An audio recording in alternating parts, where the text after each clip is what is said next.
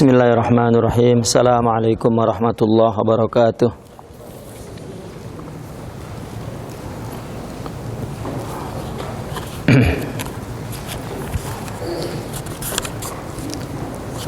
Alhamdulillah. Alhamdulillah. Wassalatu wassalamu ala rasulillah wa ala alihi wa ashabihi wa mawalah, amma ba'd.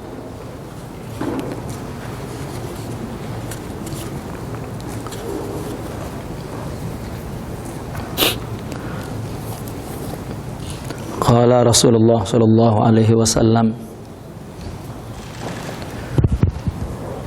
la taslukanna sunanun min qablikum khadwan na'li bin na'li wal ta'khuzanna mithla akhdhihim in shibran fa shibra wa in dhira'a fa dhira'a wa in ba'a fa ba'a hatta law dakhalu fi juhri dabbin la dakhaltum fihi ma'ahum. Ala inna bani Israil aftaraqat ala Musa bi 71 firqatan kulluha dalatun illa firqatun wahidah al-islamu wa jama'atuhum summa innaha aftaraqat ala Isa ibn Maryam bi 72 firqah kulluha dalah illa wahidah al-islamu wa jama'atuhum. Summa innakum takununa ala 73 firqah kulluha dalah illa firqatun wahidah al-islamu wa jama'atuhum.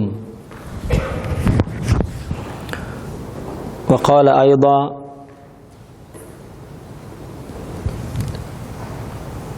iftaraqatil yahud ala 71 firqah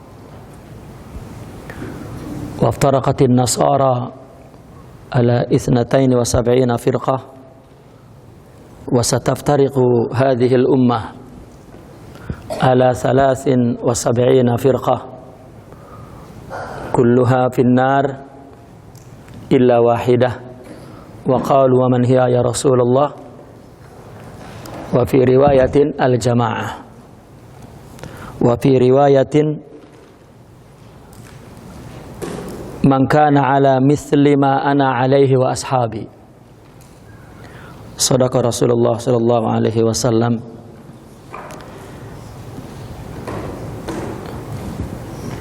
Yang saya muliakan pengurusi majelis diskusi buku Ghayatul Amal fi Nusrati Sahbi wal Al, yaitu menjawab saudara kita Syiah dalam membela Ahlul Bait dan para sahabat. Para alim, para asatiz, hadirin hadirat muslimin muslimat, tuan-tuan dan puan-puan yang berbahagia, alhamdulillah dengan izin Allah, sesuai dengan perancangan daripada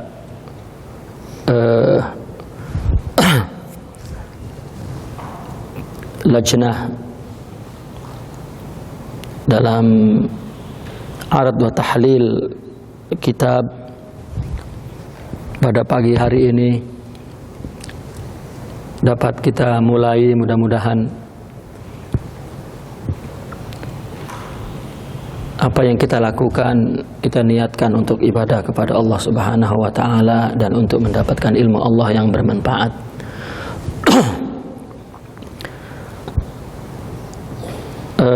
Kaitan dengan pembicaraan kita atau diskusi kita pada pagi hari ini tentang Syiah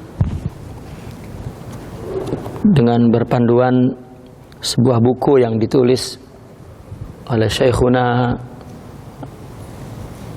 Syekh Al-Murabbi Sidi Yusuf Riqul Bakhuril Hasani,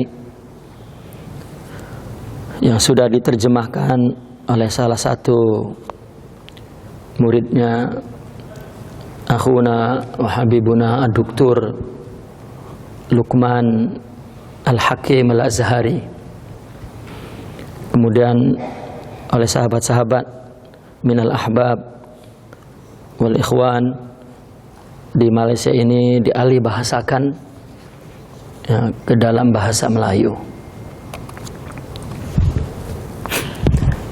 Sebetulnya saya pribadi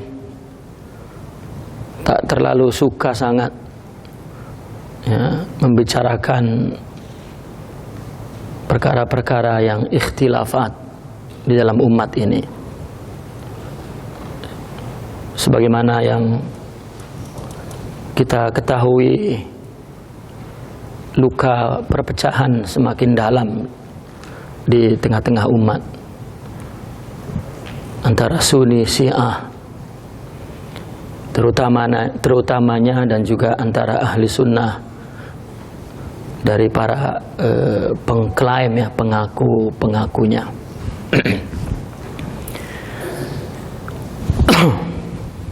Namun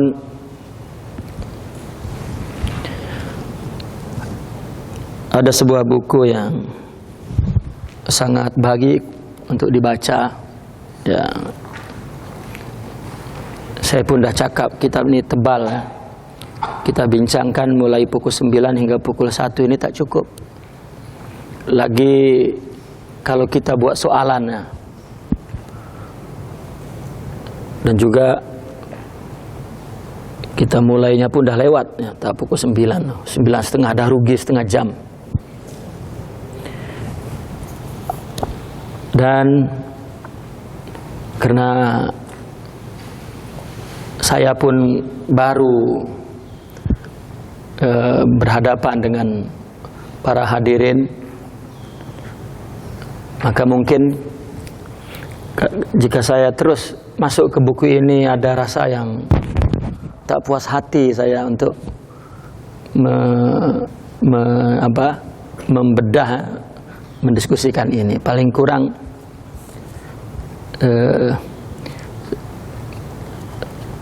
sedikitlah untuk menjelaskan kronologis daripada terjadinya perpecahan ya, adanya firqah-firqah di dalam umat Islam ini.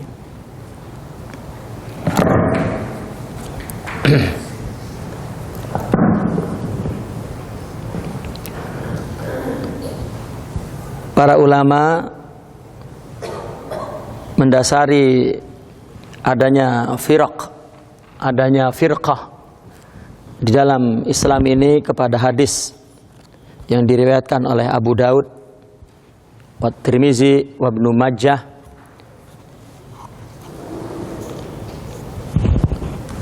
dan juga hadis-hadis yang diriwayatkan dari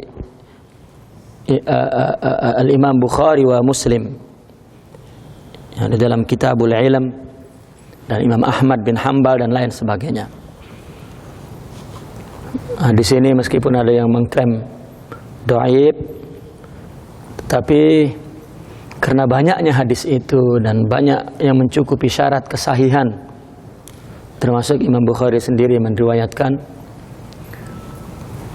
maka hadis ini menjadi sebuah pertimbangan ya.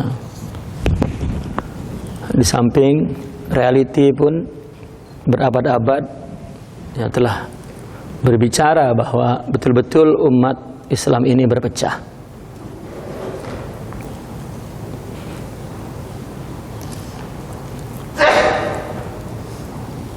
Hadis yang diriwayatkan oleh Abu Daud, Tirmizi dan Ibnu Majah misalnya, beliau berkata, iftaraqatil yahud ala 71 firqah. Orang Yahudi telah berpecah menjadi 71 golongan.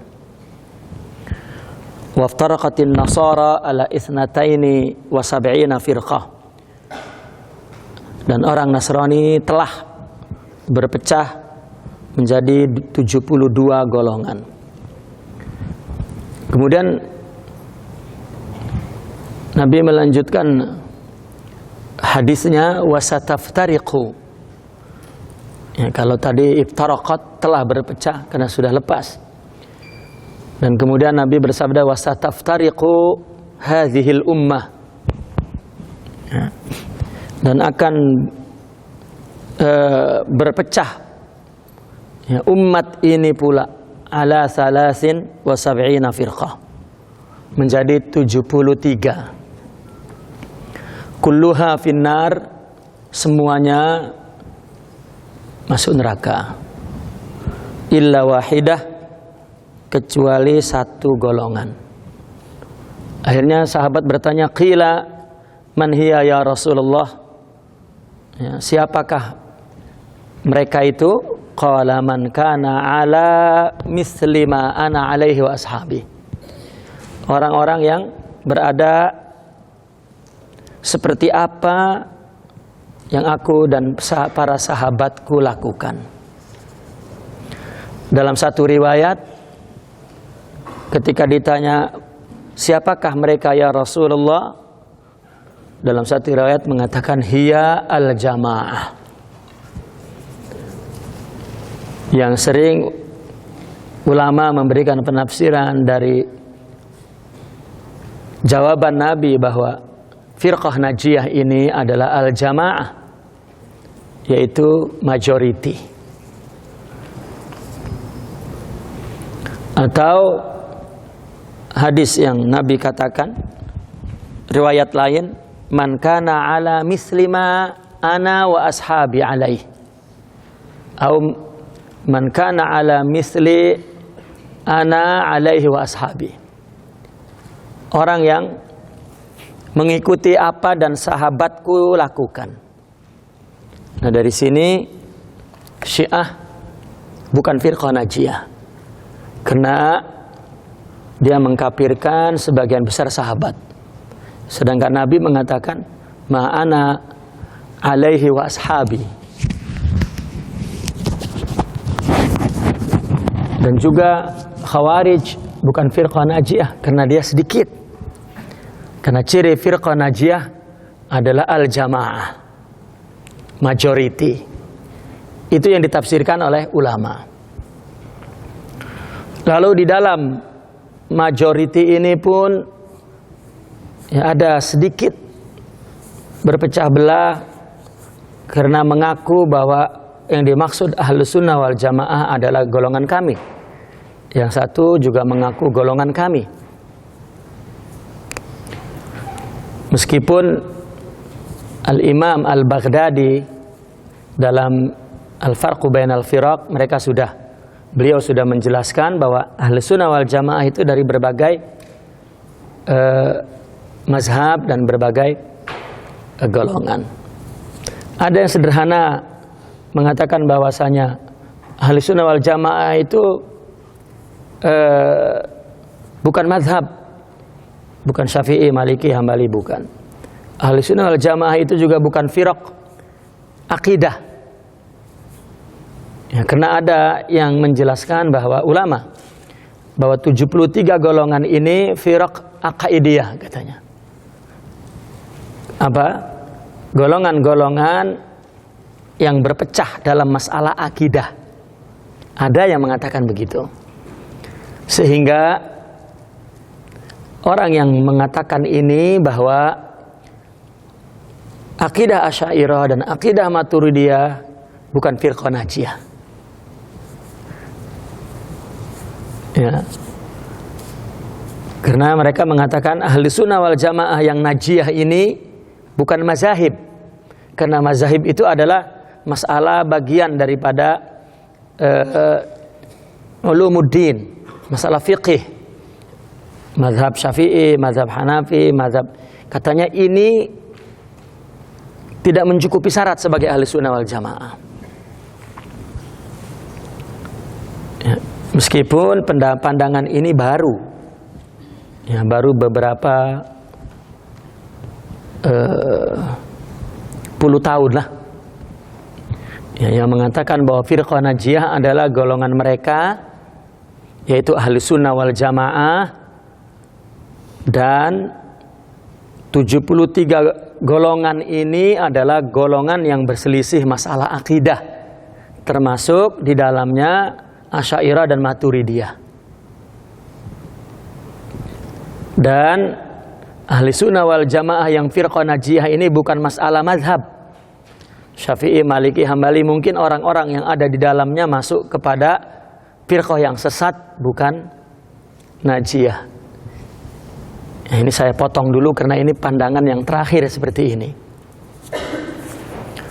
Padahal yang dimaksud firaq atau firqah an-najiyah seperti yang ditulis oleh ulama-ulama sebelum mereka, yaitu termasuk Syekh Abdul Qadir Al-Jilani misalnya, ketika beliau menjelaskan tentang 73 golongan, yang satu adalah selamat, yang lain tidak selamat. Kalau merujuk kepada pandangan Syekh Abdul Qadir Al-Jilani, beliau mengatakan, pertama, ahli sunnah ini hanya satu golongan. Yang kedua, al-khawarij 15 golongan. Yang ketiga, mu'tazilah 6 golongan. Yang keempat, al-murji'ah. Tadi khawarij 15, mu'tazilah 6, kemudian murji'ah 12, Syiah 32.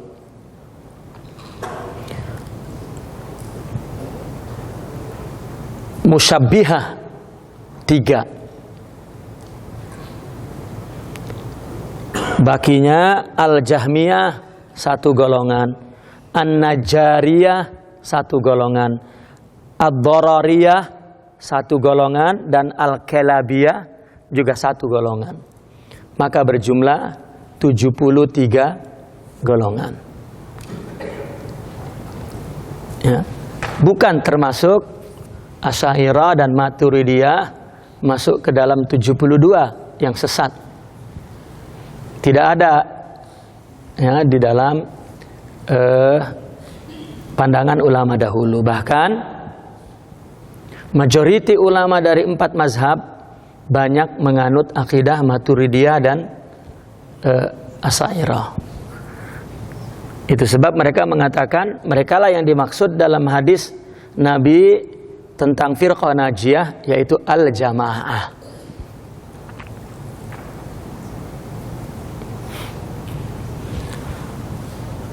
Tuan-tuan dan puan-puan, apabila kita bicara tentang ahlus sunnah, syiah dan khawarij, kita akan teringat dengan sejarah perpecahan antara Sidna Ali dan Sidna Muawiyah. Dampak dari perselisihan ini menimbulkan 3 golongan. Ya. Pertama, golongan Syiah, dia yang menolak Muawiyah dan hanya memilih Ali. Kedua, Khawarij, dia yang menolak Sidna Ali dan menolak Sidna Muawiyah. Dan yang ketiga, inilah yang disebut majoriti umat, yang menerima Sayyidina Ali dan juga menerima Sidna Muawiyah selepas Sayyidina Ali.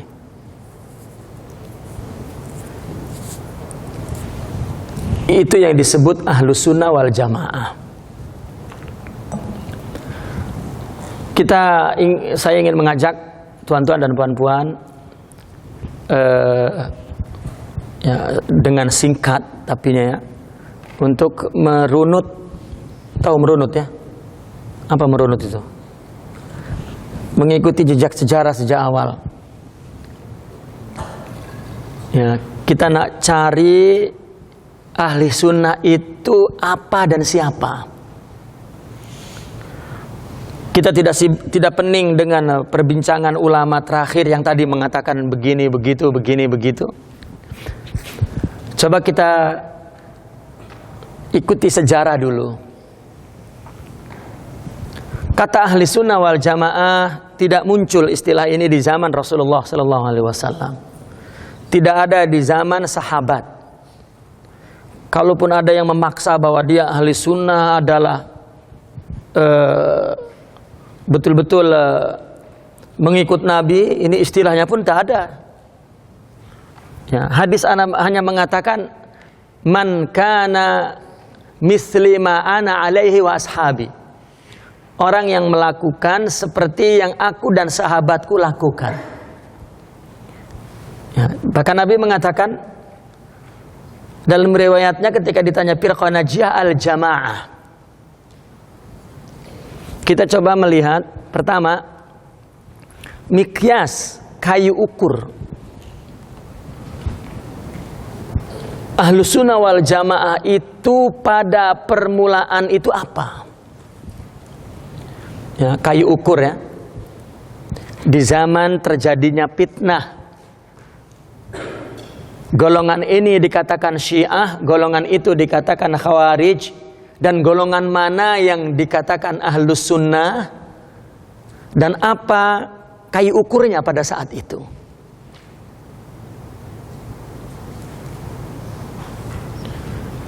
Istilah Ahlus Sunnah wal Jamaah, ada ulama yang mengatakan yang pertama menimbulkan istilah ini adalah Syekh Al-Imam Muhammad Ibnu Sirin. Dia salah seorang ulama yang mempunyai kitab Tafsirul Ahlam. Antum boleh merujuk kepada muqaddimah kitab Sahih Muslim. Bukan, kitab Syarah Sahih Muslim yang ditulis oleh Al-Imam Nawawi. Di dalam muqaddimah itu beliau bercerita bahwa di saat terjadinya fitnah tadi, berpecah umat itu menjadi golongan Syiah, tak terima Muawiyah berdiri sebagai khalifah. Bahkan bermusuhan sampai hari ini. Yaitu Syiah. Syiah sampai hari ini bermusuhan dengan orang-orang yang menerima Muawiyah sebagai khalifah setelah Sayyidina Ali. Permusuhan yang berkepanjangan. Dan Khawarij secara politik memang tidak ada. Dia menolak Muawiyah dan menolak Ali, bahkan akhirnya menolak Sidna Abu Bakar wa Umar. Tapi pada saat itu dua golongan ini menjadi apa istilahnya dalam oposisi politik. Apa oposisi? Pembangkang politik. Karena kita lihat betul bahwa perpecahan ini adalah masalah politik. Syiah, Khawarij karena tak terima pemimpin. Jadi semata-mata masalah politik. Pada permulaan timbulnya perpecahan ini. Maka kayu ukur ahli sunnah dulu politik. Yang ikut Muawiyah inilah jamaah. Yang ikut Muawiyah ini yang tidak mencaci sahabat. Yang Nabi katakan ma'aslama ana alaihi wa ashabi. Mengikuti sahabatku. Sehingga orang-orang pengumpul hadis pada saat itu tidak terima jika ada di antara rawi dalam hadis itu orangnya ada di golongan oposisi Syiah. Atau juga ditolak hadisnya jika ada di golongan Khawarij. Maka hadis Bukhari Muslim bersih daripada rawi-rawi yang ada di Syiah dan ada di Khawarij. Meskipun secara lapang dada ulama yang mempunyai ilmu yang luas, mereka tahu bahwa ada hadis-hadis di situ yang sahih. Tetapi kena masalah politik, Imam Bukhari pun tak nak ambil resiko.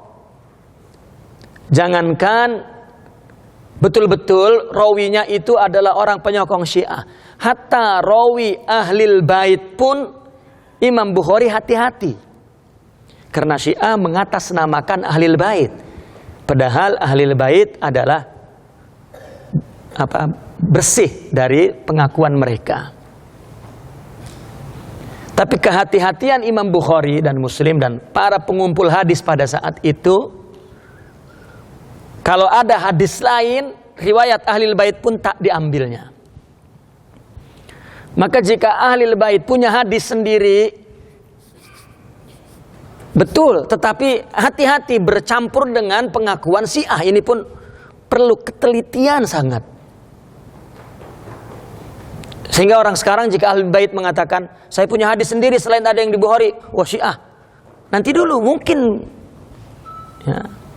Dan biasanya yang paling banyak memelihara, menjaga hadis Ahlul Bait yang bukan Syiah, itu ada di tasawuf. Karena imam-imam tasawuf lebih banyak Ahlul Bait, sehingga tasawuf pun hampir dituduh Syiah. Panjang kisah itu. Orang yang mengatakan bahwa tasawuf itu Syiah ini akalnya betul-betul tertutup ya, sempit untuk meneliti ya, atau dadanya sempit. Ya. Dia tidak dapat membedakan antara siku dengan lutut. Ya, dikira sama saja. Jadi kayu ukur pada saat itu siasah. Buktinya penyusunan hadis terkesan oleh perkara siasah ini. Tak mau ambil rawi yang dari Syiah dan Khawarij. Ya. Sehingga fikih pun yang disusun oleh 4 mazhab itu berdasarkan hadis-hadis yang semua rawinya ada di ahli sunnah ini. Maka kalau kita lihat sejarah ini, tidak betul bahwa ahli sunnah tidak ada kaitannya dengan mazhab 4. Loh, kayu ukur pertama ahli sunnah politik. 4 mazhab dan para ulama hadis yang muncul di saat itu berada di jamaah ini. Di Daulah Umayyah, di Daulah Abbasiyah. Antum boleh tengok sejarah tarikh tasyri' misalnya. Antum boleh tengok bagaimana pengumpulan hadis di zaman Umar ibn Abdul Aziz yang pertama kali mengumpulkan hadis. Sehingga terus timbulnya kepada Imam Bukhari, Muslim akhirnya. Al-Muwatta Imam Malik hidup di zaman Daulah Umayyah, Daulah awal Abbasiyah. Ini berarti di dalam golongan Ahlus Sunnah wal Jamaah. Hatta Imam Asy'ariyah pun ya, tumbuh di golongan ini. Namun Asy'ariyah nanti dulu ada kayu ukur lain yang terjadi di abad ketiga. Maka yang terjadi di abad akhir pertama ini, di zaman pertengahan abad pertama ini timbul perpecahan, dan ahli sunnah pada saat itu adalah orang yang menyokong al-jamaah. Dan jamaah ditafsirkan di abad itu adalah daulah Islamiyah. Seperti misalnya ada ungkapan hadis mufaraqatul jamaah, itu bukan jamaah Islamiyah yang seada seperti sekarang. Misalnya Anda jika tidak mengikuti jamaah ini, maka Anda melanggar hadis yang Nabi katakan ini mufaraqatul jamaah. Padahal maksud jamaah itu daulah pada saat itu. Kalau di Indonesia jamaah banyak. Jadi kalau keluar dari sini kafir, dan itu sudah terjadi di tahun 1930-an di Arab. Ya, jamaah Islam itu banyak sekali, jamaat banyak, dan saling mengkafirkan satu sama lain. Sudah punya pengalaman. Maka mudah-mudahan tak ada orang baru yang baru membaca kitab yang sempit, tiba-tiba apabila tidak mengikuti jamaahnya ini keluar daripada Islam, keluar daripada jamaah yang dimaksud hadis. Ini juga ya, pemahaman-pemahaman yang memesong. Oke. Maka hiduplah jamaah ini bukan Syiah, bukan Khawarij, entahlah apa namanya. Mereka mengklaim bahwa mereka adalah firqah najiyah, ahli sunnah wal jamaah. Kalau pihak lain tak terima, tak tahulah. Dan nyatanya kita berada di dalam golongan itu. Inilah mereka yang menolak riwayat daripada Syiah dan menolak riwayat daripada Al-Khawarij, dan berusaha untuk menentramkan perkara politik dari gangguan Syiah dan Khawarij di zaman Daulah Umayyah dan Daulah Abbasiyah. Sehingga ilmu-ilmu hadis, ilmu-ilmu fiqih, ilmu-ilmu tumbuh di atas atau di dalam bi'ah community yang majority ini.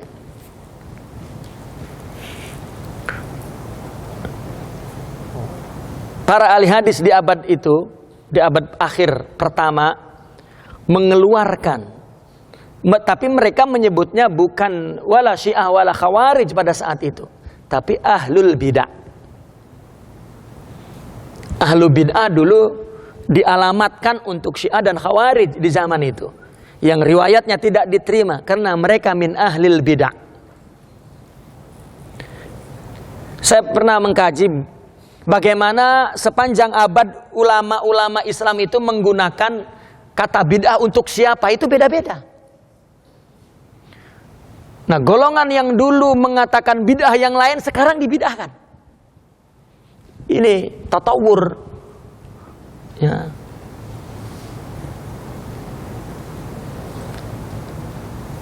Nah, itu yang pertama. Yang kedua, pada abad kedua terjadi secara besar-besaran setelah khalifah kedua oleh Abu Ja'faril Mansur dari Daulah Abbasiyah, di mana beliau telah menghimpun ulama di seluruh dunia untuk mengkaji Al-Quran dan melahirkan ilmu yang ada dalam Al-Quran itu. Maka timbullah berbagai ilmu di situ.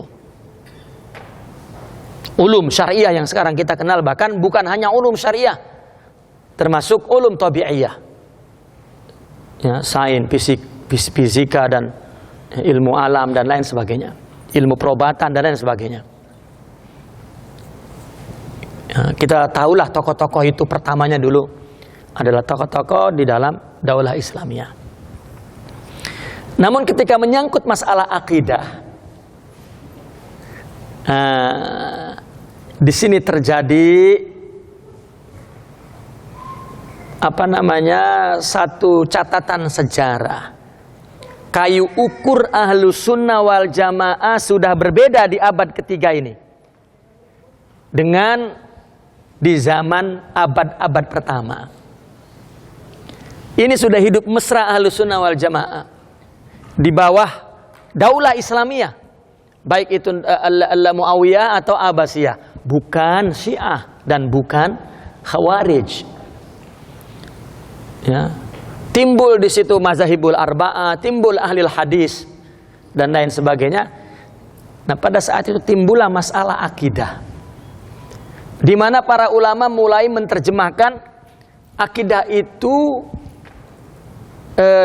melalui pendekatan filsafat, di mana ilmu-ilmu filsafat Yunani mulai diterjemahkan, ilmu-ilmu akal, memahami sesuatu dengan akal. Sebelumnya betul-betul nafsi, tetapi juga tidak demikian. Imam-imam itu tetap menggunakan ilmu logika. Jadi tidak boleh dikatakan bahwa sebelum adanya filsafat, ulama tidak paham tentang ilmu mantik dan ilmu akli. Itu pun ya, itu kerja daripada orientalis yang mengatakan bahwa nahu itu asalnya dari filsafat Yunani teorinya, usul fikih juga asalnya dari filsafat Yunani teorinya, dan lain sebagainya dan sebagainya. Ini fitnah daripada luar. Yang pasti masalah akidah pada saat itu orang mencoba memahami dengan akal, di mana abad-abad kedua muncul penulisan tentang akidah itu masih nafsi, tekstual, ya, berdasarkan hadis,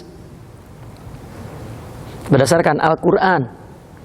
Belum ada teori yang logik, ilmiah. Baru kemudian ulama menerjemahkan pemahaman akalnya terhadap akidah. Di sini timbul problem. Muncul Qadariyah, muncul Jabariyah, muncul Mu'tazilah, ya, yang meskipun pada akhirnya Syiah merasa cocok dengan Mu'tazilah. Sampai sekarang tauhidnya adalah Mu'tazilah, akliyah. Ya, karena mereka berpedoman apa yang bukan ahli sunnah itu yang benar. Kalau yang ahli sunnah itu salah. Jadi Mu'tazilah itu lawan ahli sunnah, maka itulah yang benar.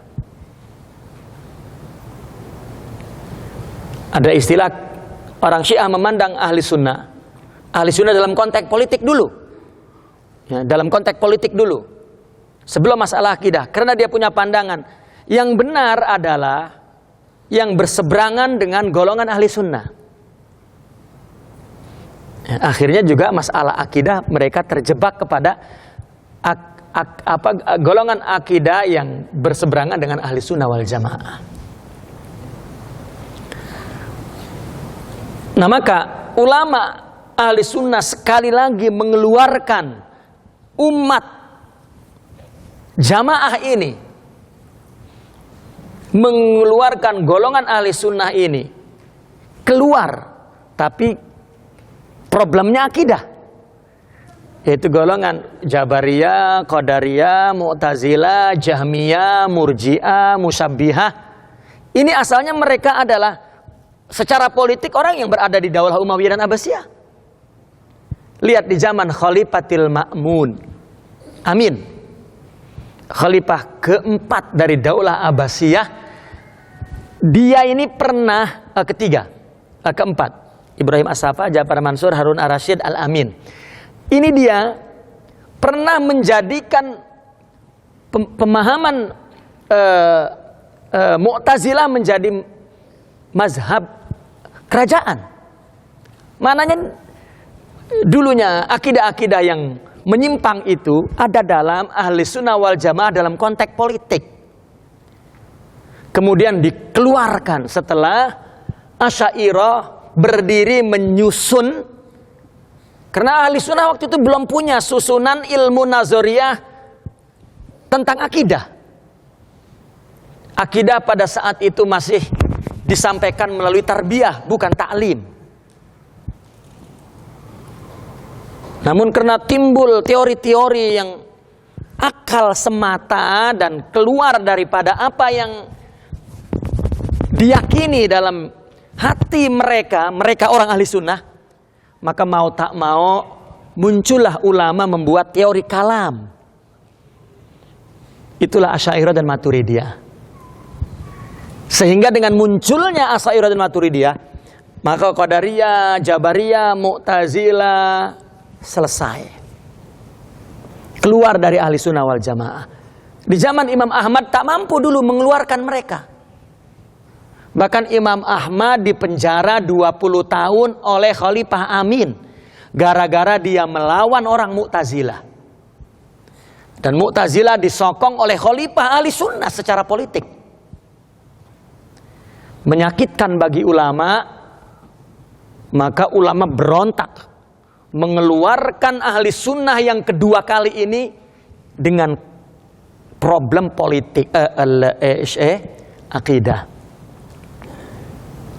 Apa persoalannya? An-naqlul ilmi, artinya pemindahan ilmu. Apa pemindahan ilmu? Ilmu oleh ahli sunnah dipindahkan itu melalui silsilah yang bersambung, bukan otodidak. Apa otodidak itu? Di bahasa Indonesia ada istilah otodidak. Otodidak itu belajar sendiri tanpa guru. Gurunya Syekh Google, gurunya Syekh Sidi, ya, bukan Sidi Rahimuddin, ya. Sidihat, apa Sidi, ya, keset. Gurunya itu. Itu namanya otodidak. Itu dulu dikeluarin dari ahli sunnah itu dulu. Sekarang kalau dikeluarin, kita semua keluar nih, kita gurunya Google semua. Itu di abad ketiga dikeluarkan. Tetapi pada saat itu yang baru melakukan otodidak, ya, ini tuan-tuan perempuan tak tahu kan istilah otodidak kan? Nah, ini saya bagi tahu lah sekarang ya. Karena saya tak tahu nak nyebut apa nih istilah. Ya. Ilmu yang bukan diterima dari guru yang bersanad. Kalau di Indonesia disebut itu ilmu otodidak. Nah itu terjadi di abad ketiga, itu ilmu otodidak tanpa sanad hanya dalam masalah akidah. Jadi memang persoalannya adalah an-naqlul ilmi, pemindahan ilmu yang tidak bersanad. Pada saat itu masalah akidah saja. Maka dikeluarkanlah ya, dari perut ahli sunnah ini menjadi bukan ahli sunnah secara akidah. Nah, tiba-tiba saudara kita ada yang mengeluarkan bahwa Asy'ariyah Maturidiyah itu keluar dari ahli sunnah. Sedih pula, ini membalik sejarah. Ya. Tuan-tuan, yang terakhir setelah itu hidup mesra-mesra saja. Tidak ada yang dikeluarkan dari ahli sunnah. Yang terjadi hanya fanatik mazhab di dalam ahli sunnah. Fanatik mazhab yang paling sangat terjadi secara besar-besaran justru di abad keempat, di zaman Imam Al-Ghazali. Terjadi fanatik mazhab Maliki, Syafi'i, Hambali itu luar biasa. Tapi tidak ada yang dikeluarkan dari ahli sunnah wal jamaah. Cuma saling mengata saja. Disinilah perpisahan antara fikih dan tasawuf. Sehingga munculnya Abdul Qadir Al-Jilani menyatukan kembali.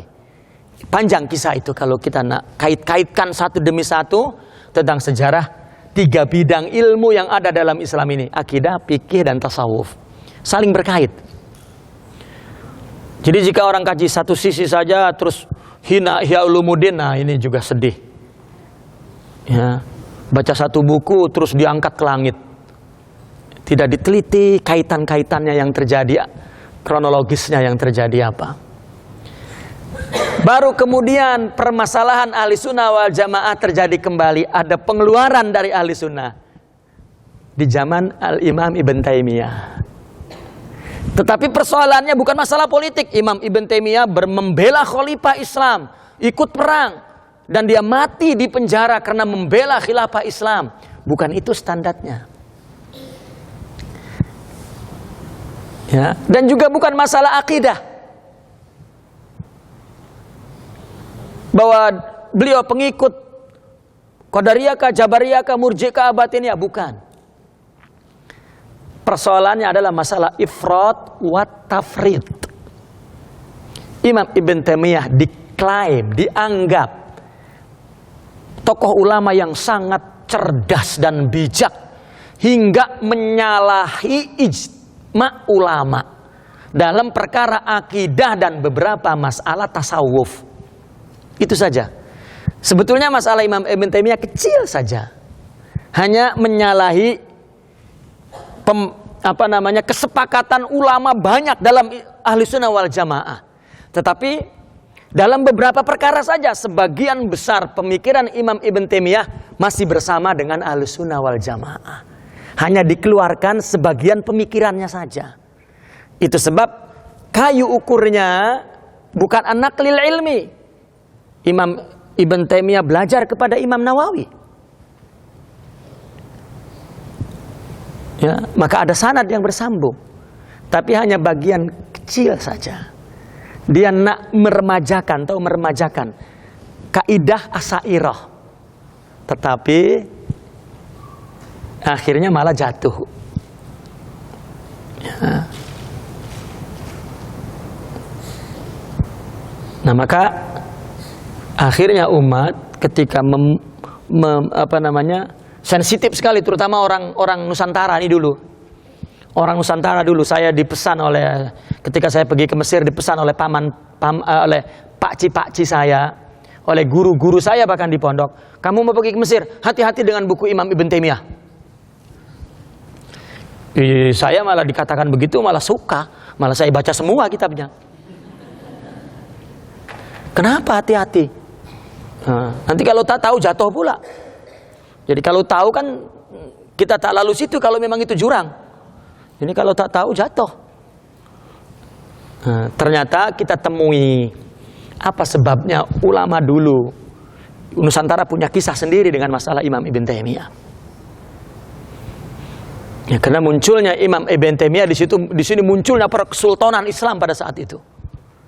Orang dulu bicara dengan zaman yang dekat, tapi orang sekarang salah memahaminya. Bagaimana ulama dulu menolak.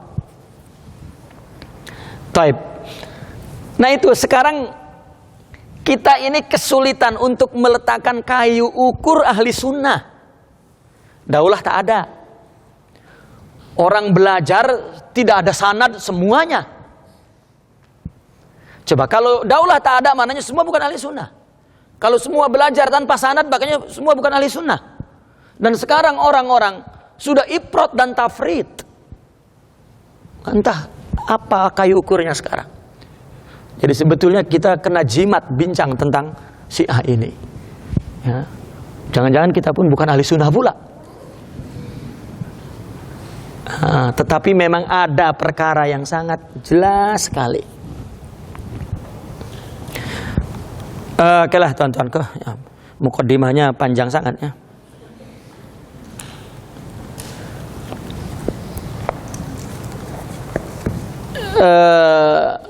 Mengenai buku ini sebetulnya bukan perkara yang baru ya. Semua ulama banyak tulis tentang perkara ini. Ya. Dulu dia tahun 95-6 gitu saya di Kairo. Guru saya, di guru pondok saya di Indonesia waktu itu call saya dan beliau mengatakan tolong belikan kitab Syiah ya, kitab tafsirnya dan kitab pedoman hadisnya. Syiah itu punya tafsir sebanyak 130 jilid. Itu tuan guru saya nyuruh beli saya 2, buat saya 1, buat dia 1. Kata dia, kalau saya suruh kamu beli kitab, saya akan kirim 2 uangnya untuk kamu dan baca. Setelah baca, tulis. Saya pernah menyelusuri kajian Syiah ini, ternyata Syiah itu firqahnya bukan hanya 32 seperti yang dikatakan oleh Syekh Abdul Qadir Jilani, itu di abad itu mungkin. Tapi sekarang Syiah sendiri sudah lebih daripada 73 golongan. Ya, saya pernah menulis satu persatu 73 itu di tahun 95-96. Maksud saya, sebetulnya saya udah bosan cakap Syiah dah. Ya, sudah tahun 90-an dah. Ya. 2 tahun saya tidur di buku Syiah. Ya, kitabnya 130. Satu bilik aja. Belum kitab-kitab lain. Belum kitab-kitab kontemporer. Ya. Ada beberapa pengakuan-pengakuan yang mengeluarkan mereka hampir dari Islam. Nah, Syekhuna Yusuf yang dihimpun di sini itu yang sudah ittifaq ya, terhadap penyimpangan-penyimpangan Syiah.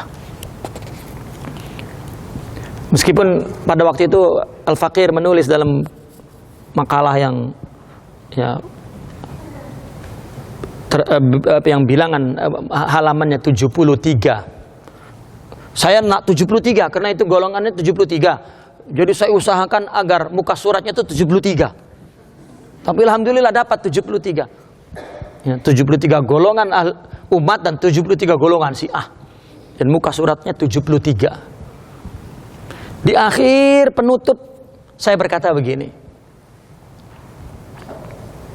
Jika Islam itu seorang raja, maka putra mahkota yang sah adalah Ahlus Sunnah wal Jamaah. Syiah dan Khawarij adalah putra-putra yang degil, yang nak ambil kekuasaan dari bapaknya secara tidak sah. Namun kita saksikan mereka ahlil khair. Seperti orang Islam untuk menyaksikan mayit, ya, bahwa mereka adalah ahlil khair. Ya. Akhirnya itu.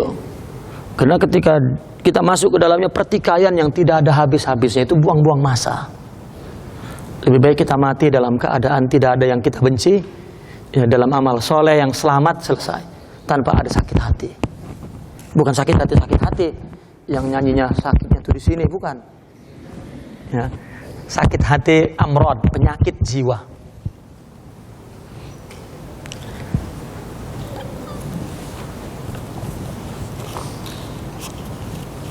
Karena Rasulullah SAW pernah bersabda, kullu ummati yadkhulunal jannah. Ummati ini termasuk Syiah, Khawarij, masuk surga.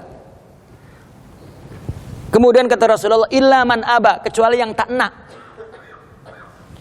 Lalu sahabat bertanya, qala wa man aba ya Rasulullah, siapa? Wa man ata'ani. Apabila Nabi mengatakan siapa yang taat kepadaku, taat kepada para sahabatku. Dakhalal jannah wa man asani faqad aba. Nah, ini yang aba adalah Syiah. Ini hadis jangan dipakai ke kita pula. Ya. Kita bukan aba tapi malas. Ada yang tak nak mengikuti Nabi, tak ada kan? Cuma malas. Ya. Malas mengikuti Nabi. Kalau malas, ya mudah-mudahan dapat syafaat.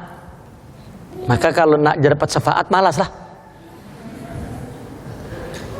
Ya. Tapi yang aba ini langsung dia tolak.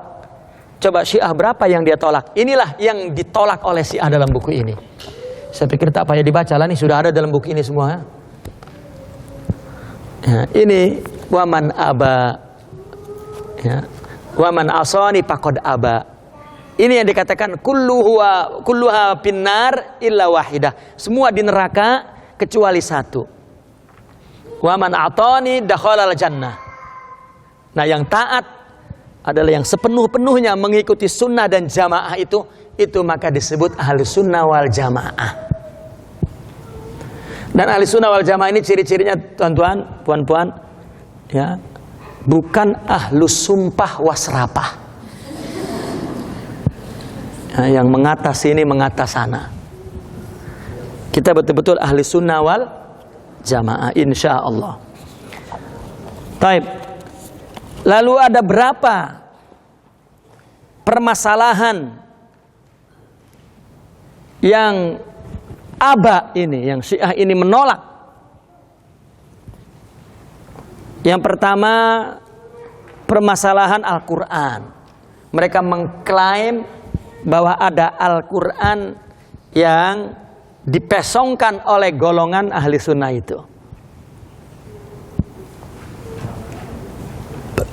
Buku ini menulis 21 permasalahan.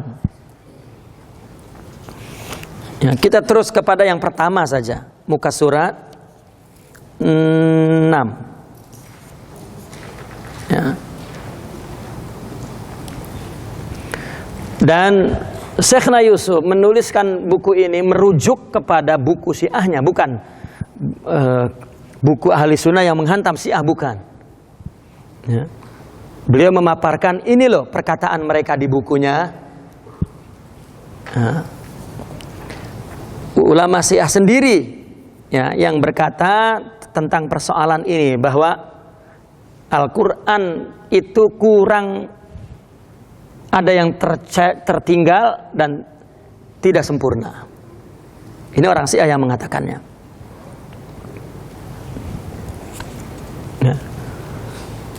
Saya pernah mendengar Syekhna Yusuf berceramah di Mesir di hadapan para masyayikh, berbicara tentang Syiah.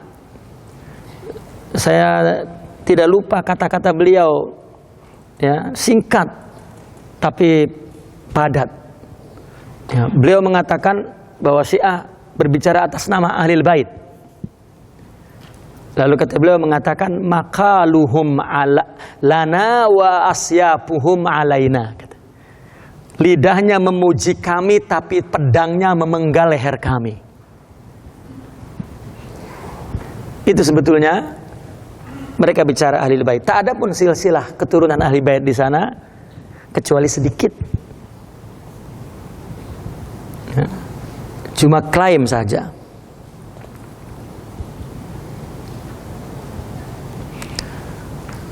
Sedangkan para ulama terdahulu tidak pernah menyatakan bahwa ada Al-Quran yang kurang atau tidak sempurna di tangan umat Islam. Nah, ini tokoh Syiah yang bernama Al-Mufid. Dalam bukunya Awailu Al-Maqalat, ini yang mengatakan bahwa aliran Syiah Imamiyah sepakat bahwa para imam yang sesat itu, para sahabat, telah menyalahi penulisan Al-Quran dalam banyak hal dan mereka telah menyimpang dari wahyu Allah. Ini para sahabat Sayyidina Utsman, ya, terutama ya, yang disebut-sebut oleh lidah mereka itu adalah Sayyidina Abu Bakar dan Umar. Ya. Mereka apabila selepas syahadat, setelah asyhadu an la ilaha illallah wa asyhadu anna muhammadar rasulullah, mesti diucapkan wa Abu Bakrin wa Umarin la'natullah. Kalau tidak begitu tidak sah syahadatnya. Ya. Itu panjang sebetulnya. Bila Syiah itu mulai begitu, itu bukan di abad-abad pertama. Abad pertama tak ada. Karena abad pertama murni masalah politik saja. Itu sebab ada ulama golongan Syiah sekarang yang nak kembali kepada di zaman itu. Meskipun ada perpecahan Syiah dan Khawarij, tapi tidak merusak kepada masalah akidah syariah dan seperti yang terjadi di akhir-akhir. Tapi susah. Ya. Susah. Hadis yang kita jadikan pedoman udah Bukhari Muslim itu murni tanpa ada riwayat yang ada di Syiah, dan jadi tak bisa. Itu sebab mereka marah-marah dengan Bukhari dan Muslim karena dianggap ahli sunnah memonopoli kebenaran, tapi mau cakap apa lagi, karena itulah sejarah perjalanan politik. Artinya bahwa kita untuk amal cukup dengan Bukhari Muslim cukup, tapi untuk memahami Islam masih kurang lagi, karena banyak ada selain di Bukhari Muslim, bahkan ada di mungkin di Khawarij, di Syiah, riwayat-riwayat ya, untuk melihat Islam secara keseluruhan. Tapi kalau untuk amal sudah selamat. Ya, pegang Bukhari Muslim selamat. Tak ada yang kurang dalam semua penjelasan tentang sektor kehidupan ini.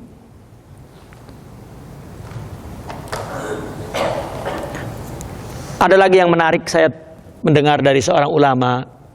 Muridnya tadinya mengikut dia, tiba-tiba ya, terpisah lama dan rupanya muridnya menjadi Syiah. Dan gurunya mendengar.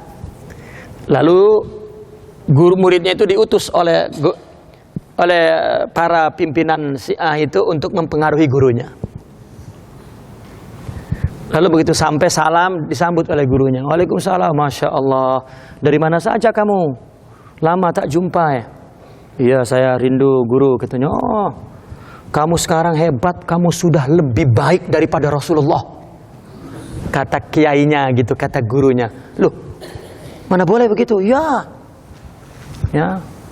Kamu punya mertua Muslim, ya, punya sahabat Muslim, punya istri solehah. Rasulullah punya istri penjina, punya mertua kafir pengkhianat, punya sahabat juga kafir pengkhianat. Lah kan Syiah mengkafirkan Umar, sahabatnya, Abu Bakar, mertuanya, dan mengatakan bahwa Sayyidah Aisyah itu penjina. Berarti ya betul-betul kasihanlah Rasulullah. Istrinya penjina, mertuanya kafir, pengkhianat, mantunya kafir. Menderita Rasulullah. Kamu masih lebih hebat dari Rasulullah. Mertuamu Muslim. Akhirnya dia tak jadi mempengaruhi gurunya, malah dia balik lagi ke ahli sunnah. Lu mengata orang yang di sekeliling Rasulullah berarti membodoh-bodohkan Rasulullah. Goblok Rasulullah itu. Kan begitu seolah-olah. Tapi itu sebab Syiah lama-lama akhirnya mengatakan bahwa Nabi pun merebut wahyu dari Sayyidina Ali. Itulah di belakangnya ternyata Yahudi. Itu saja sebetulnya. Ya, Syiah pertama tak ada masalah, oke. Tapi ketika masalah akidah mulai bermunculan, itu diambil kesempatan. Karena untuk melakukan merebut kekuasaan itu dengan cara apa saja, termasuk dengan cara-cara pemikiran akidah yang berseberangan dengan golongan yang berkuasa ini dilakukan. Itu sebetulnya yang terjadi pada Syiah. Ya, ketika ada ulama hati-hati bicara Syiah, ya hati-hati betul, karena di dalam turas banyak yang cantik. Tapi ada buku-buku mereka yang memang ditulis oleh dendam. Ya. Dengan secara logika saja sudah cukup.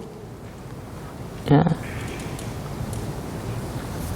Nah, di sini ada pembelaan Sayyidah Aisyah dibela oleh Al-Quran, tapi kenapa dikatakan penzina? Pelacur. Sayyidina Abu Bakar, hartanya semua untuk Rasul, tapi dikatakan dia adalah ambisi kekuasaan. Ya.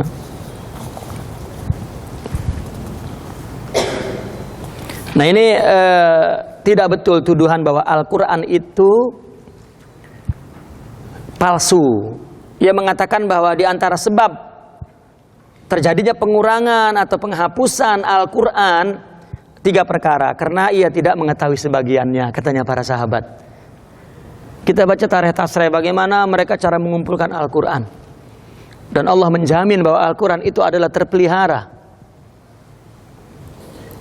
Kedua, karena ada yang ia ragukan. Ini mungkin bukan ayat Al-Quran, diganti katanya. Keempat, ada yang sengaja dikeluarkan dari Al-Quran. Ini tidak boleh ini kita sifatkan sifat ini kepada sahabat Rasulullah. Sahabat Rasulullah ini yang kita rasa nyeri. Mungkin kalau umat Islam di abad berikutnya mungkinlah, tapi sahabat Rasulullah. Ya manusia boleh salah, tapi bukan inilah salahnya sahabat. Kalau nak salah pun. Di zaman sahabat junior saja, zina dia lari ke Rasulullah minta disucikan. Ini ya Allah. Ya. Kita secara detail para sahabat itu tanya. Ya, kalau coba dalam masalah qiraat orang saling mengingkari karena dia tidak mau tidak dari Rasulullah. Ya, masalah qiraat. Tapi tiba-tiba mengklaim sahabat seperti ini. Katanya Amirul Mukminin Sayyidina Ali telah mengumpulkan Al-Quran secara lengkap dan menyusunnya sesuai dengan susunan yang benar, di mana beliau mengemukakan surah Al-Makkiyah yang diturunkan pada fase Mekah dan surah Al-Madaniyah yang diturunkan pada fase Madaniyah, dan yang mansuh dan lain sebagainya. Tetapi kemudian beliau berkata, Al-Quran turun dalam 4 bahagian. 1/4 bagian berkaitan dengan kami. Ini kata Sayyidina Ali. 1/4 bagian berbicara tentang musuh-musuh kami. 1/4 bagian mencakupi sunnah-sunnah. Nah, ini musuh-musuh kami nanti Umar, Abu Bakar radhiyallahu anhuma. Ya. Nah, kemudian kita lihat bagaimana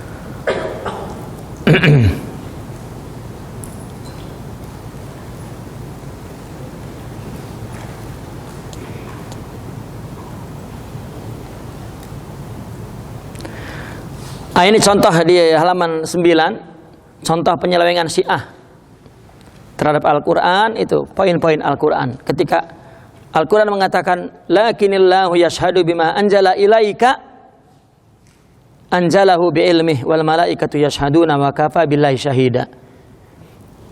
Tapi Allah mengakui Al-Quran yang diturunkannya kepadamu tentang Sayyidina Ali. Allah menurunkannya dengan ilmu-ilmunya. Ya, itu ada kata yang dibuang di situ. Ya ayyuhar rasul balligh ma unzila ilaika. Wahai Rasul Nabi Muhammad, sampaikan apa yang diturunkan kepadamu tentang Sayyidina Ali. Ini juga yang disembunyikan. Dan banyak lagi contoh-contoh penyelewengan yang dituduhkan oleh orang Syiah kepada para sahabat yang mengumpulkan Al-Quran.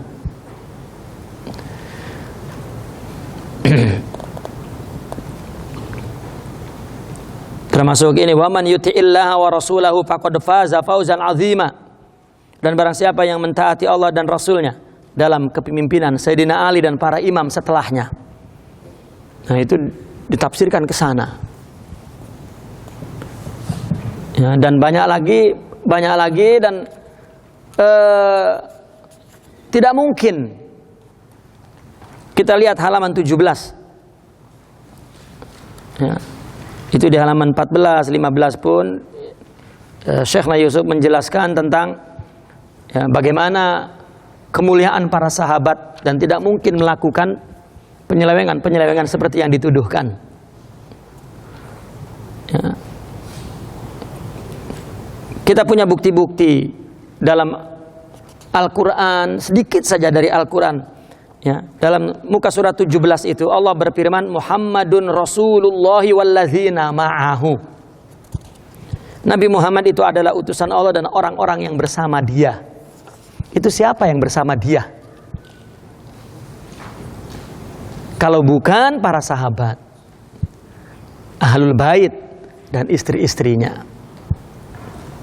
Walladzina ma'ahu.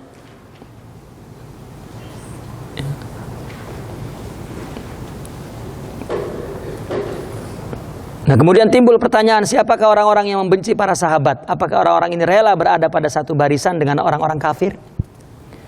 Maka untuk menjawab pertanyaan ini, Muhammadun Rasulullah walladzina ma'ahu diakhiri liyaghidha bihimul kufar.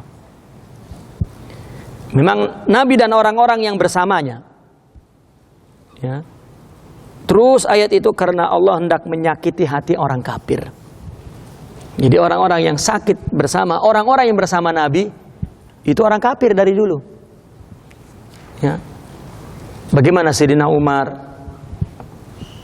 begitu garang apabila Nabi dihina dengan orang-orang Yahudi. Nah, akhirnya di belakang itu orang Yahudi. Kita tahu Sayyidina Utsman dituduh bahwa dia katanya nepotisme, mengangkat semua pimpinan dari keluarganya. Ya, Muawiyah contohnya itu masih keluarga Sayyidina Utsman. Sehingga Sayyidina Utsman pun mengangkat seorang wali di Kufah. Nah, orang Kufah menolak, minta orang lain. Setelah disetujui oleh Sayyidina Utsman, nah, orang Yahudi kalah taktik. Dia mengira Sayyidina Utsman menolak permintaan orang Kufah untuk mengganti seorang gubernur. Pilihlah wali itu gubernur di antara kalian yang sepakat. Sayyidina Umar membuat surat pemberhentian dan pengangkatan atas pilihan orang Kufah. Tapi ketika orang Kufah itu pergi balik, maka orang-orang Yahudi itu mengutus orang untuk membunuh orang yang diangkat oleh orang Kufah. Setelah ditangkap, rupanya ada surat palsu yang dipalsukan oleh orang Yahudi. Ada cop Sayyidina Utsman. Seolah-olah Sayyidina Utsman tidak jujur. Di depan orang-orang Kufah itu mengatakan, silakan angkat wali atas pilihanmu, tetapi di belakang menyuruh bunuh. Sayyidina Utsman menolak, tidak mengaku. Kalau tidak mengaku, Sayyidina Utsman diminta untuk membunuh orang yang akan membunuh calon gubernur mereka. Kata Sayyidina Utsman, saya tidak akan membunuh orang yang belum membunuh, dan itu Ya. Akhirnya Sayyidina Utsman diminta untuk berhenti jadi khalifah. Dan tidak berhenti karena kata beliau, Rasulullah pernah berpesan kepada saya, satu saat engkau akan memakai baju kebesaran, jangan kau tanggalkan kecuali nyawamu, ya, tanggal. Maka akhirnya betul Sayyidina Utsman nyawanya karena membela kebenaran. Ya. Sayyidina Ali pernah, ketika Sayyidina Utsman, ya, di depan rumahnya itu ada himpunan bersih. Di depan Sayyidina Utsman, meminta agar Sayyidina Utsman itu turun dari khalifah. Sayyidina Utsman tak mau. Sehingga Sayyidina Ali melompat dari jendela, masuk ke dalam rumahnya dan meminta agar Sayyidina Utsman turun. Kata Sayyidina Utsman, tidak ya Ali. Tadi dia berkata, Rasulullah pernah berkata kepadaku, satu ketika engkau ya Utsman memakai baju kebesaran, jangan kau tanggalkan sehingga nyawamu tanggal. Saya mencari-cari bila hadis itu terjadi, rupanya sekarang. Saya tak akan tanggalkan khalifah ini. Ya. Akhirnya mati, terbunuh. Maka berdirilah Sayyidina Ali menjadi pimpinan. Keluarga Sayyidina Utsman menuntut agar Ali membunuh orang yang membunuh Sayyidina Utsman. Sayyidina Ali kata, stop, ini tidak akan berhenti. Ya. Disitulah ada perlawanan dengan golongan keluarga Sayyidina Utsman, yaitu keluarga Muawiyah, Bani Muawiyah. Disitulah permulaan timbulnya Syiah dan timbulnya. Kita lihat bahwa yang dibela kebenaran. Jangan kita melihat perselisihan itu sesuatu yang sunnatullah dalam hidup ini. Ya. Tapi lihat, Sayyidina Ali membela kebenaran, Sayyidina Utsman membela kebenaran, semua membela kebenaran. Dan taruhannya mati. Ya. Taruhannya mati, membela kebenaran. Itu sebetulnya kemudian maka fitnah Yahudi di belakangnya sebetulnya bukan siapa-siapa. Dan kemudian yang kedua, pada muka surah 19, mereka ragu terhadap Sayyidina Umar dan para sahabat. Padahal Al-Quran mengatakan wasabiqunal awwaluna minal muhajirin wal ansar. Ini ayat, ini wahyu. Orang-orang yang terdahulu lagi pertama-tama masuk Islam dari golongan muhajirin dan golongan ansar. Tak ada orang yang afdal di muhajirin melainkan Sayyidina Abu Bakar, Sayyidina Umar, Sayyidina Utsman. Tak ada lagi yang lebih afdal.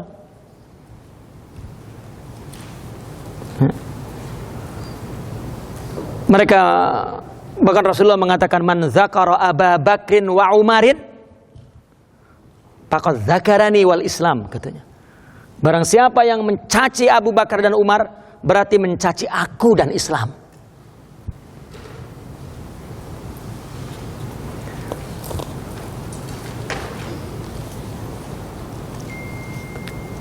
Mereka itulah para sahabat yang telah diampuni oleh Allah, disebabkan karena mereka teguh dan berpegang kuat kepada agama, berserah diri kepada Allah. Ya. Kita tinggal membayangkan kenapa mereka begitu benci dengan Sayyidina Umar dan dengan Sayyidina Ali, Sayyidina Abu Bakar. Dan kemudian yang ketiga, muka surah 22, sikap dan kenyataan Syiah berkaitan kehormatan Sayyidina Abu Bakar dan Sayyidatuna Aisyah. Ini ayat Al-Quran. Wala ya'tali ulul fadl minkum was-sa'ah an yu'tu ulil qurba wal masakin wal muhajirina fi sabilillah wal ya'fu wal yasfahu ala tuhibbuna an yaghfirallahu lakum wallahu ghafurur rahim. Ini terjadi pada kisah ifki, tuduhan kepada Sayyidah Aisyah, serong. Ya, di saat Sayyidah Aisyah mencari kalungnya itu. Ya. Orang mengkira bahwa di dalam tanduk itu Sayyidah Aisyah sudah dalam masuk tanduk. Padahal Sayyidah Aisyah turun dan mencari kalungnya. Rupanya ada sahabat yang, artinya jika kafilah itu berjalan kan ada satu orang yang istilahnya mengecek semua agar tak ada yang tertinggal. Disitulah kesempatan orang munafik menuduh. Terus, ada salah satu keluarga daripada Sayyidina Abu Bakar ikut menuduh. Maka Sayyidina Abu Bakar berjanji, padahal orang-orang yang keluarganya itu hidupnya di atas pemberian Sayyidina Abu Bakar. Ya. Lalu Sayyidina Abu Bakar berjanji untuk tidak memberi, memutuskan pemberiannya. Turun ayat ini untuk Sayyidina Abu Bakar ditegur. Macam mana mereka merusak kehormatan Sayyidina Abu Bakar yang telah dibela oleh Allah. Ya. Ayat ini mengatakan, dan janganlah orang-orang yang mempunyai kelebihan dan kelapangan di antara kamu bersumpah bahwa mereka tidak akan memberi bantuan kepada kaum kerabatnya, orang-orang yang miskin dan orang-orang yang berhijrah pada jalan Allah.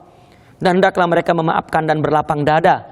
Apakah kamu tidak ingin bahwa Allah mengampunimu, dan Allah adalah Maha Pengampun lagi Maha Penyayang.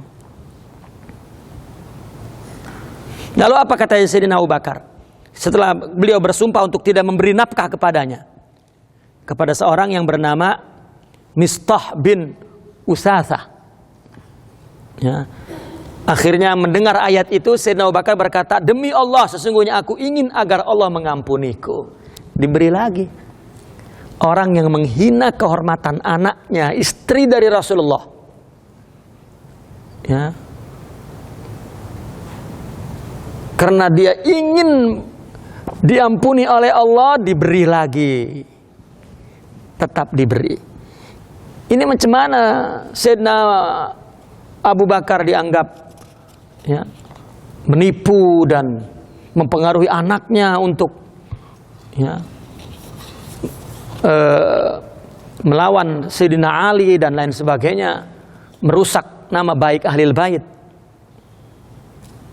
Sedangkan ayat berikutnya, an-nabiyyu aula bil mu'minina min anfusihim wa azwajuhu ummahatuhum. Ya, di muka surah 24, Nabi hendaklah lebih diutamakan bagi orang-orang mukmin daripada diri mereka sendiri. Al-Quran menyuruh bahwa Nabi itu lebih kita utamakan dari diri kita sendiri. Karena mencintai Nabi mesti melebihi daripada cinta kita kepada diri kita sendiri. Ini kalau hadisnya itu, kalau ayatnya ini. Lalu ayat ini mengatakan istri-istrinya adalah ibu-ibu mereka orang mukmin. Kenapa ibunya dianggap pelacur? Al-Quran mengatakan ibu, tetapi mereka mengatakan pelacur.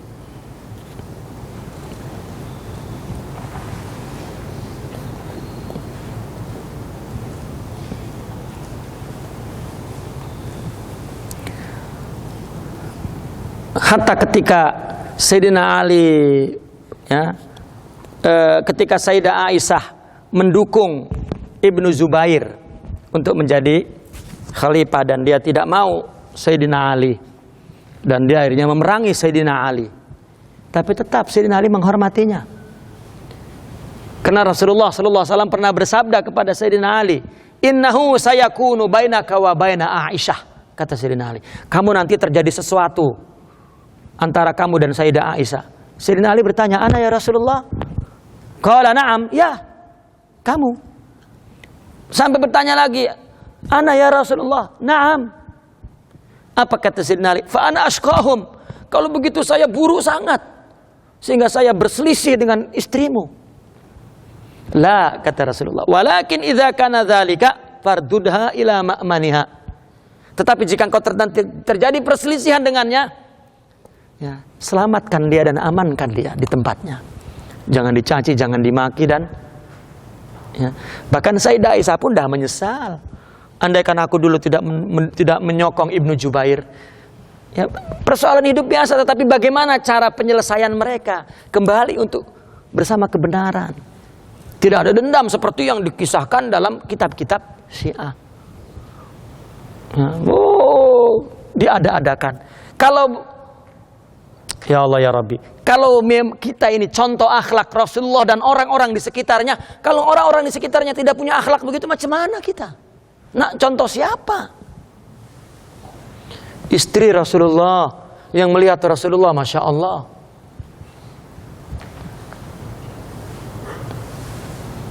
Orang membela kebenaran. Coba ketika Rasulullah wafat, Sayyidina Umar itu tidak boleh mendengar ada orang yang mengatakan bahwa Rasulullah wafat, tak boleh. Jika ada yang mengatakan Rasulullah wafat, disembelih oleh Sayyidina Umar. Ya, karena saking tidak mampu menanggung sedih Rasulullah wafat. Tapi apa? Sayyidina Abu Bakar berdiri. Man kana ya'budu Muhammadan fa innahu qad mat. Wa man kana ya'budullahi fa innahu hayyun la yamut. Orang yang menyembah Muhammad sudah mati, tapi orang yang menyembah Allah hidup dan tidak akan mati. Reda dada Sayyidina Umar itu oleh Sayyidina Abu Bakar. Tapi Sayyidina Abu Bakar setelah cakap begitu lari ke belakang menangis pula. Ya, menangis pula, tak sanggup. Ini akhlak macam mana? Tiba-tiba pengkhianat. Umar pengkhianat, Abu Bakar pengkhianat, Aisyah pengkhianat. Tak ada ikhtilaf yang lain ke dalam Islam kecuali ini. Kalau ikhtilaf soal kunut, soal maulid itu tak ada ikhtilaf. Mungkin yang maulid masuk neraka, yang tidak maulid masuk surga. Mungkin. Ya, kebanyakan maulid buang-buang uang jadi masuk neraka, mubazir. Mungkin. Tapi kalau ini, tak dapat dimaafkan.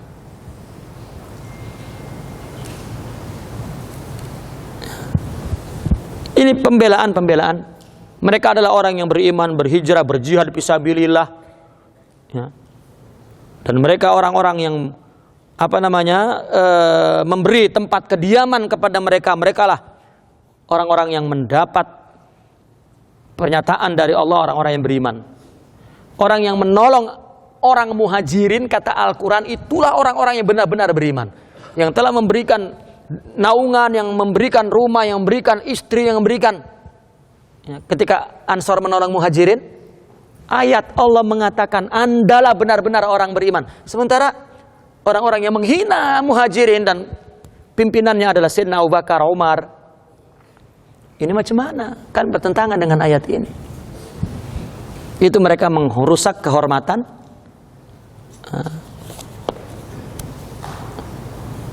mereka memaksumkan Sayyidina Ali dan imam-imam dan tidak memaksumkan Sayyidina Abu Bakar dan Umar, ya, sehingga boleh salah dan terjadi. Tak ada yang maksum kecuali Rasulullah sallallahu alaihi wasallam. Wala Sayyidina Abu Bakar, wala Umar, wala Ali, wala. Tak ada.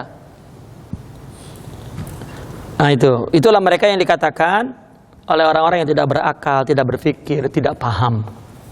Itulah tokoh-tokoh Syiah. Ya. Dan Nabi pun mengatakan bahwa nasab Nabi tidak akan terputus sampai hari kiamat. Ya. Maka mereka mengklaim Ahlul Bait karena memang Allahumma sholli, untuk jualan mereka agar disokong oleh umat. Itu terjadi sejak zaman Abbasiyah, ketika Umayyah ini dianggap banyak merugikan Ahlul Bait karena ketakutan Umayyah, Daulah Umayyah kepada Ahlul Bait, ya, karena gara-gara Karbala Husain, maka menjadi ekstrim. Syiah mengatasnamakan Ahlul Bait untuk menghancurkan Daulah Umayyah yang benci dengan Muawiyah karena dia menyokong Ali. Dan ini menimbulkan pemerintah Muawiyah pun terlalu ekstrim sehingga jika ada orang cakap Ahlul Bait terus dicurigai. Nah, akhirnya dari keluarga Abbas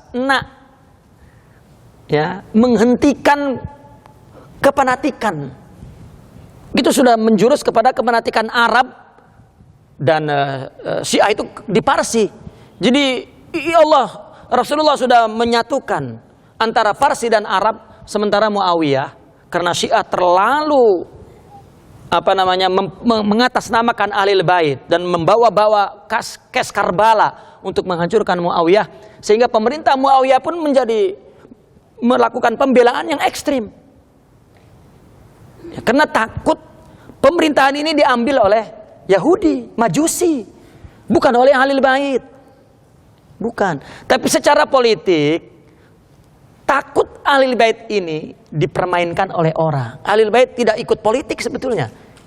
Orang yang mengklaim bahwa Ahlul Bait ikut politik salah membaca sejarah. Ahlul Bait semuanya ada di silsilah tasawuf. Dia hidup dengan rohani saja, wala harta, wala tahta, wala senjata, wala Toyota. Kalau wanita banyak istrinya. Ya, tak ada Ahlul Bait. Tapi klaim-klaim Syiah ini yang banyak terjadi tindakan ekstrim dari kedua belah pihak. Nah, dari situlah Abbasiyah ingin menghancurkan kepanatikan ini. Rupanya dia pun membawa nama Ahlul Bait juga untuk menghancurkan Muawiyah, karena tak ada sokongan pada saat itu kecuali Ahlul Bait. Tetapi ikut campur pula menyusup ke daulah Abbasiyah itu, yang dulunya Ibrahim As-Saffah berjanji apabila berhasil meruntuhkan daulah Umayyah menyerahkan kepemimpinan kepada Ahlul Bait, tetapi Syiah pun masuk lagi ke dalam. Ya, itu dari dulu lah. Kalau misalnya zaman sekarang misalnya Syiah atau yang lainnya masuk politik untuk melawan Ahlul Bait, itu dari dulu cara memang dengan politik. Tapi sebetulnya Ahlul Bait, tengok, main qasidah saja Ahlul Bait, tak ada buat apa-apa pun. Ya, main qasidah, ya, paling maulid, itulah Ahlul Bait kerjanya, memikirkan rohani umat. Tak ada ikut politik dari dulu, tapi mereka mengatasnamakan Ahlul Bait. Ahlul Bait mana? Mungkin Ahlul Bait rumah kita lah. Tak ada. Sampai sekarang tengok Ahlul Bait, ceramah-ceramah tentang akhlak. Ya, paling kurang main qasidah, sudah. Ya. Nah itu dari dulu. Akhirnya karena melihat ini, Abbasiyah pun tak bagi kepada Ahlul Bait, tetap dipegang oleh dia. Bahkan banyak dibunuh. Keluarga Ahlul Bait, menantu-menantu kepada Syarifah banyak dibunuh oleh daulah Abbasiyah karena terpengaruh dengan Syiah. Nah, rusak. Jadi panjang sejarah. Ya, bukan kata Abbasiyah itu merebut kepemimpinan juga kepada Ahlul Bait, maka Ahlul Bait sakit hati kepada daulah Abbasiyah dan kepada daulah Umayyah. Akhirnya muncul daulah Fatimiyah, Syiah ternyata, bukan Ahlul Bait. Ahlul Bait yang dengan aman tentram mendirikan daulahnya di Nusantara. Ya, dulu para sultan-sultan itu Ahlul Bait, itu Nusantara sebetulnya. Nah, tak dapat tempat di Arab, tempatnya di Nusantara. Ya, bahkan Ahlul Bait di Nusantara ini jauh lebih banyak daripada Ahlul Bait yang ada di Arab. Kita skor katanya, ya, berhenti dulu. Ini baru 3 saja, ini 21. Ya, macam mana nak baca ya? Ya, tak semualah ya. Yang penting informasi yang penting-penting disampaikan, selanjutnya baca. Agar ketika baca itu, ya, memahami betul asas berdirinya dan pergerakannya Syiah di sepanjang zaman. Saya kira demikian. Wa'alaikum warahmatullahi wabarakatuh.